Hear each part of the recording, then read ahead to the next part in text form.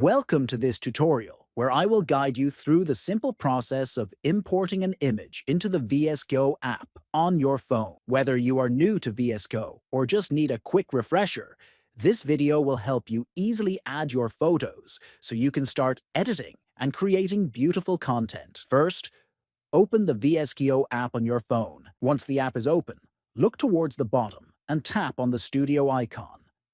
This will take you to your VSCO studio, where all your photos and edits are stored.